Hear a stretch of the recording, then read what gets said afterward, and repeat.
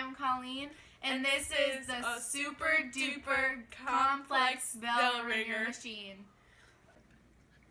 So the scissors are our wedge, which cuts the string to make the gear go, and then when the gear moves, it will go into the pulley, which the pulley will put down the string. Then the ball will hit the dinosaur car, and the dinosaur car will go down the inclined plane, which will hit the dominoes.